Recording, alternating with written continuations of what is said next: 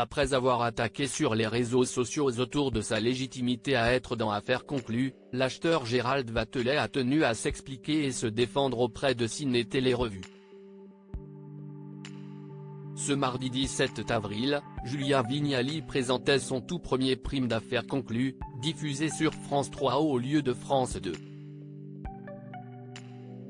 Il s'agissait du désormais traditionnel duel des brocanteurs en région, auquel a notamment participé Caroline Margeridon ou encore François Kasbardina. Gérald Vatelet, en revanche, n'y était pas, lui qui est pourtant un acheteur bien installé dans le programme.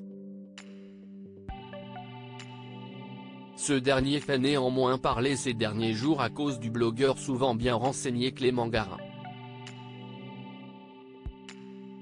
Sur X, en début de semaine, il s'en est pris au brocanteur belge et a remis en question sa légitimité dans l'émission.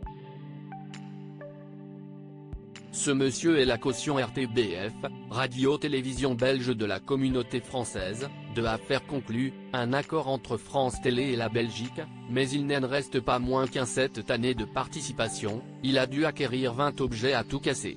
Il n'enchérit sur rien. Le pire est qu'il prend l'un des plus gros chèques de tous les acheteurs. Une figuration qui rapporte, a dénoncé Clément Garin. Gérald Vatelet monte au créneau et se défend. Contacté par Ciné Télé Revue, Gérald Vatelet a alors été poussé à s'expliquer sur ces accusations.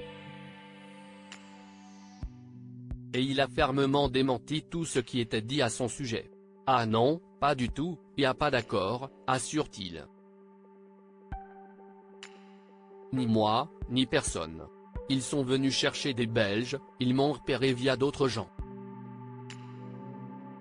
Que je sache, il n'y a aucun accord. S'il y en avait un, on m'en aurait parlé. Et en ce qui concerne sa réticence à acheter des objets à foison dans l'émission de France 2, le compagnon de Miguel explique être simplement raisonné. Je suis là depuis 6 ans, j'ai acheté beaucoup plus que ça. Je n'achète pas beaucoup par rapport à certains parce que je n'achète pas n'importe quoi. Je dois en avoir acheté une 50aine. Enfin, au sujet des soi-disant gros chèques qu'il toucherait, Gérald Vatelet a là encore une réponse toute prête.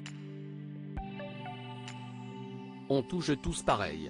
Mais enfin, il est évident qu'une Caroline Margeridon, qui est quasiment là tous les jours, va toucher plus en 3 jours qu'un autre qui fait un jour. Pour une journée, nous touchons tous la même chose, un défraiement qui est le même pour tout le monde, a-t-il fait savoir, martelant ainsi que tout est faux dans le message de Clément Garin.